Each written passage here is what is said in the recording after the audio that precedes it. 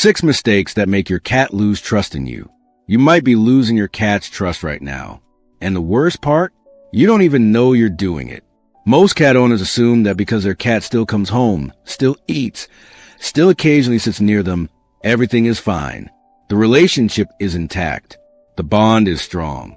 But cats don't leave when they lose trust. They go quiet. They pull back. They stop choosing you. Slowly, silently, in ways so small you'll miss them entirely unless you know what to look for. This video is about the 6 mistakes that erode that trust.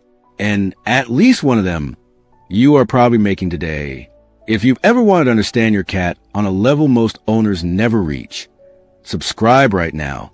We go deep into feline psychology, behavior, and the emotional world of cats in every single video. Now, let's get into this. Mistake number 1. You punish them. This one might sting, but it needs to be said.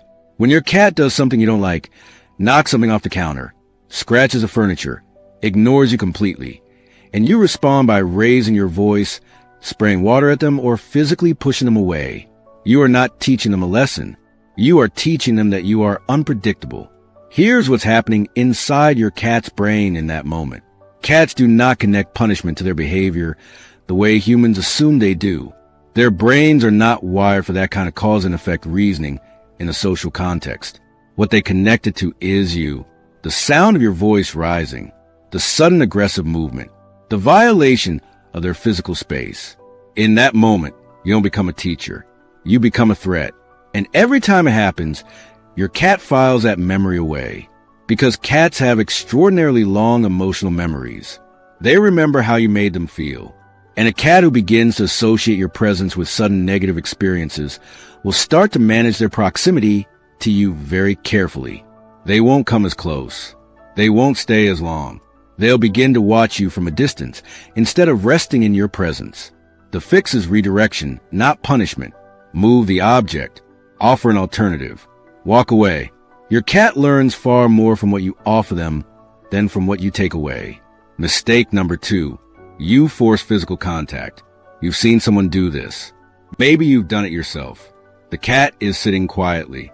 You reach out, scoop them up, hold them against your chest. They squirm. They push. Maybe they make a sound. And you hold on just a little longer because they're so soft and you love them, and surely they'll settle down. They don't settle down. They escape the moment you loosen your grip, and they sit across the room and wash themselves with the energy of someone trying very hard to reclaim their dignity. Here's what you need to understand. Cats communicate consent constantly. The slow blink, the relaxed tail, the gentle approach. These are all invitations. And when you override them, when you decide that your need for closeness matters more than their expressed preference to not be held right now, you are breaking a fundamental rule of their emotional world.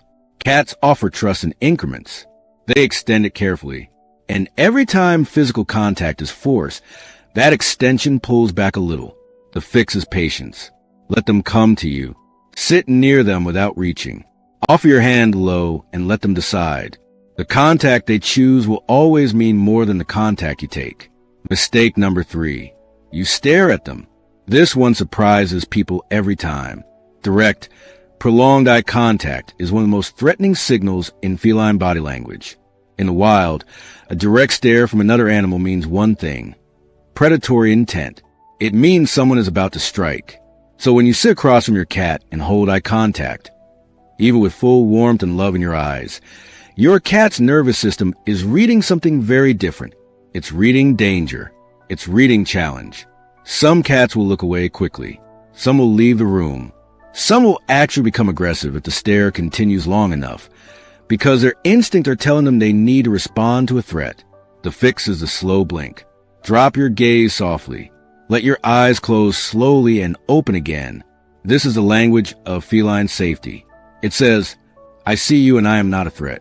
Watch what happens when you do it. If your cat slow blinks back, that is not a coincidence. That is your cat telling you, in the only language they have, that they feel safe with you. Mistake number 4. You ignore their signals. Cats speak constantly. The problem is the language is quiet. The flattened ears, the low tail, the skin that twitches along the back, the sudden stillness. These are not random. Every single one is a word in the vocabulary your cat is using to tell you exactly how they feel moment to moment. And most owners walk right past them. They keep petting even when the tail starts flicking. They keep holding even when the ears go back. They keep approaching even when the cat's body language is screaming, as loudly as a silent animal can scream. Please stop. I need space right now. What happens when your signals are consistently ignored by someone you live with? You stop trusting that they see you. You stop believing your feelings matter to them. Your cat feels this too. The fix is to learn the vocabulary. Slow tail flicks mean irritation, is building. Flattened ears mean discomfort or fear. A puffed base of the tail means high stress. When you see these signals, stop, step back, give space. And your cat will begin to understand something profound, that you are paying attention, that you are safe, that with you, they're mistake number 5. You are inconsistent. Cats are creatures of deep routine. Their nervous systems are built for predictability. They track your movements, your sounds, your schedule. They know when you usually wake up. They know the sound of your keys. They know which chair you sit in and at what time of day. This is not quirky cat behavior. This is how they maintain a sense of safety in an environment they cannot fully control. So when you are wildly inconsistent, when the rules change from day to day, when you're warm and affectionate one evening and distracted and distant the next, when sometimes they're allowed on the bed and sometimes they're pushed off, your cat cannot build a stable map of who you are. And a cat who cannot predict you cannot fully trust you.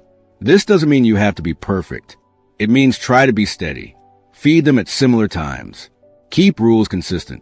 If they're always allowed on the sofa, let them always be allowed on the sofa. Your predictability is one of the greatest gifts you can give a cat. Mistake number 6. You don't let them come back.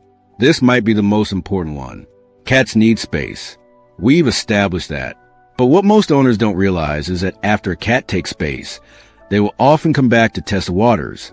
A slow approach, a sniff in your direction, sitting just slightly closer than before. And if you're still tense from whatever happened earlier, if you're still frustrated, or you overcorrect by immediately grabbing them when they get close, that approach stops. And it might not come again for a very long time. The return approach is your cat extending an olive branch. It is them saying, I needed space and now I'm checking if we're okay. Your response to that moment determines whether they extend trust further or decide the risk isn't worth it. The fix is simple and it is everything. When your cat comes back, be still, be calm. Let them set the pace. Don't reach. Don't grab. Just be a soft, open presence and let them decide how close they want to get. Honor the approach. That moment, quiet, unhurried, completely on their terms, is where real trust is rebuilt. Here's what I want you to take away from this. Your cat is not withholding love to frustrate you. They are not cold or indifferent or incapable of bonding deeply. They are just asking for something very specific in return for their trust. Consistency, patience, the willingness to learn their language instead of forcing them to navigate yours. And if you've made some of these mistakes, most of us have, it is not too late.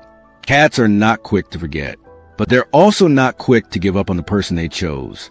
Start again. Start today. Slower, softer, more aware, and one day soon they will come back to you. Not because they have to, not because you made them, but because they feel in your presence completely and entirely safe. That's the relationship worth building. Which of these 6 mistakes hit home for you? Drop in the comments. I promise you're not alone, and the fact that you watched this entire video means your cat is luckier than they know. Subscribe for more. We have an entire series on understanding the hidden emotional world of your cat, and it's only getting deeper from here. See you in the next one.